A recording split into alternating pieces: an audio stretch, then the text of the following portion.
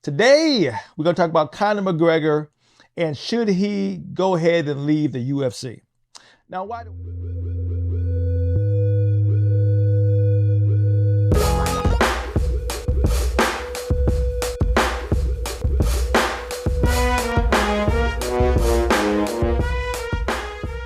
Hey, what's going on, fight fans? Hey, this is Coach D, the Wild Man, coming at you again with another episode of Coach D Media.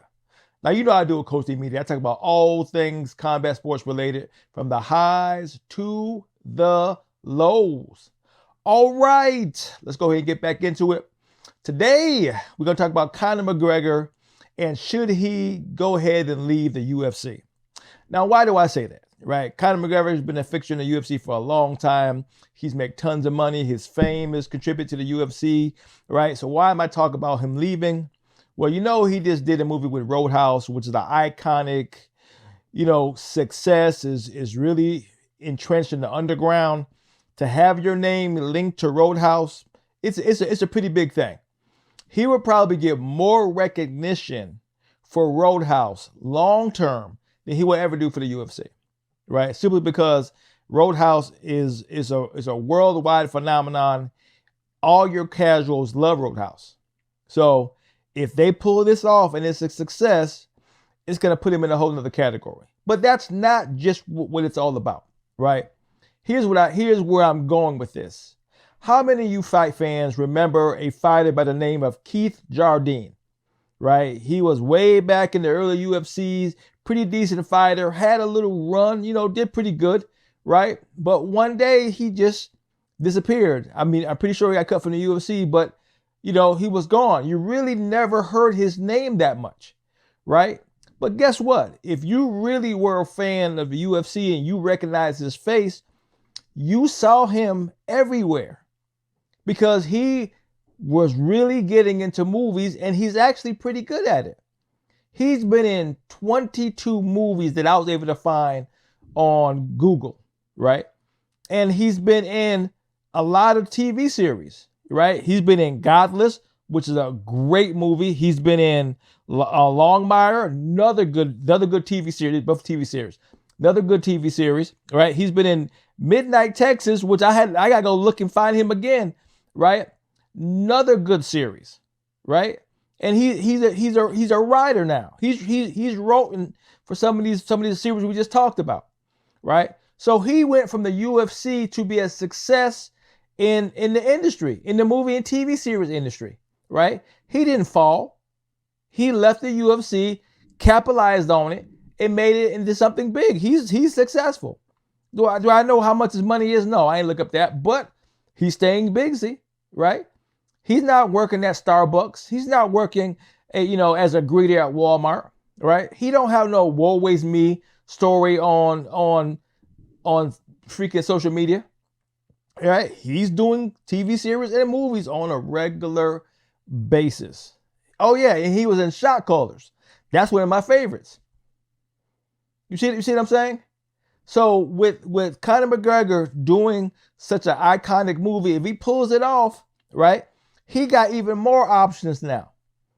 So with this UFC being such a, UFC 300 being so chaotic, we don't know what the hell's going on with it, right? He says he wants to be on UFC 300. They haven't found him a fight. They're saying, Michael Chandler. Some people saying, Nate Diaz, but who knows? So far in the roster, he ain't nowhere there, right? So is it him or is it the UFC? I'm listening to guys like Luke Thomas in the Combat, whatever their podcast is that he has. I forgot the name of it right now, right? Listening to him talk about, do we even need Conor McGregor for 300, right? Right? We got Kayla Harris coming in. Matter of fact, let's look at it. Me doing all this guessing.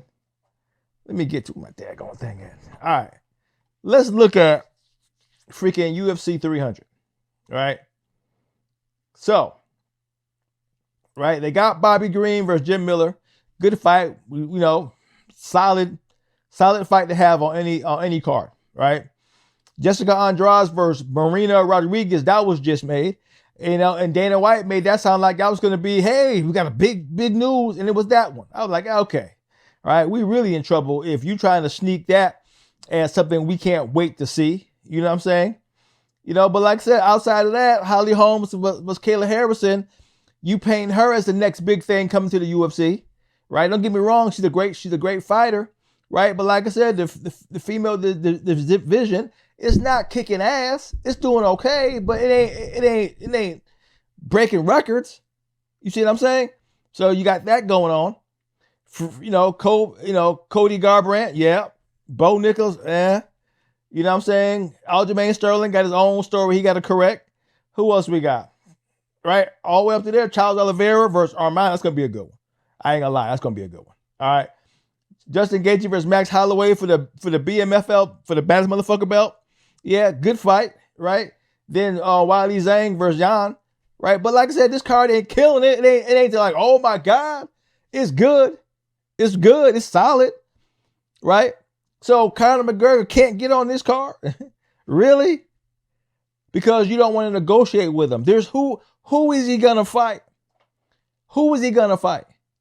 That's going to bring in the ticket sales that you need to pay Conor McGregor. Michael Chandler is okay, but he ain't bringing equal number of pay-per-views that Conor McGregor is bringing, right? So you got to look at it. What new numbers is Conor McGregor going to bring, right? He's already fixed to bring in so many pay-per-view buys, right? But he's not going to break a record now because there's no opponent that can help him break a record right now. If it's not Nate Diaz, right? Michael Chandler can't do it, right? So who are you going to break a record with for Conor McGregor to pay him what he's asking for, right? And he's not going to share any pay-per-view buys with any freaking body. So you got Wiley Zhang going for the belt. She deserves pay-per-view buys. Max Holloway and Gaethje, they're going for the baddest mother effort belt, right? That might have to have pay-per-view buys. So you ain't gonna throw Conor McGregor on there and he supposed to get pay-per-view buys too. That ain't gonna happen, right? So what are we doing, right?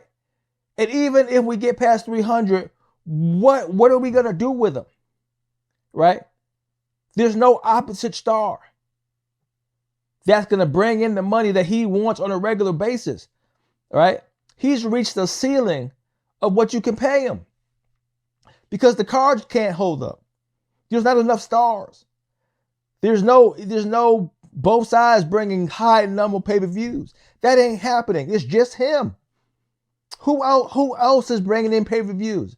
Big numbers, right? You got to put together a mega card just to match what he can do by himself.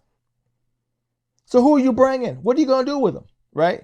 He's going to get more frustrated with trying to make the kind of money he's trying to make in the UFC because can't anybody, keep up with him. And he's on a decline and he's still beating everybody. He's on a loss, still beating everybody. See what I'm saying? What are you going to do? Now you're talking about bringing Aljamain Sterling. You're talking about bringing Izzy back, right?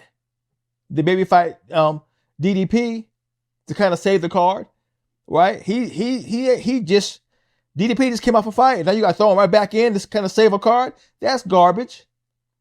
You see what I'm saying? So what are we doing? What are we doing? Conor has to go. And you know what? I can give an F about Conor. That's the crazy part. I can get F about Conor. I don't care what he's doing. What I don't care. I'm going to watch Roadhouse because I'm a Roadhouse fan. I want to see what they're going to do with it, right? But I'm not really a huge Conor fan, right? But I am a fight fan. I want to see great fights happen. I want to see the sport progress, right?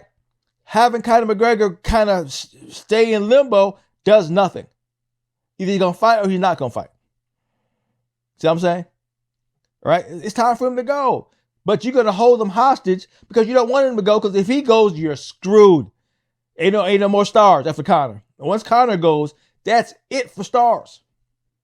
That's it. And you know it. So you got to hold him hostage, right? He can't fight because if he fights, his contract is up for grabs. Right, he can go elsewhere. He's doing the movies, right? He got too many options compared to just the one UFC, right? He's doing deals with Bare Knuckle Fighting Championship. They love him over there, right? So what are you going to do? What are you going to do? You can't do anything but hold him hostage with his contract. until whatever time runs out, whatever how that works, whatever the hell. Because you got to give him a fight eventually. Right? So once again, is it time for Conor to leave the UFC? It is. It is time for him to go. He got to go out there and do what he's gonna do. He's too big of a star for the UFC right now. Mainly because you can't afford to pay him what he's asking for, right? You don't have a fighter that's gonna match up. That's both sides gonna bring, pay-per-view is gonna bring the UFC into another breaking records. I'm dying to see when you're gonna break another record, pay-per-view buy wise. And I'm gonna see what kind of card you gotta do to make that happen. So we'll see. We'll see. Right? Conor, it's time for you to go. In my opinion. That's all I got because I was like, man, let's go ahead and knock this out. Let's go ahead and get this out there right quick so we can say what we're trying to say. Right? Because, yeah, it's time for him to go. All right, this is Coach D doing what I'm doing, calling it like I see it, talking my share of shit. To hear from me again, peace out.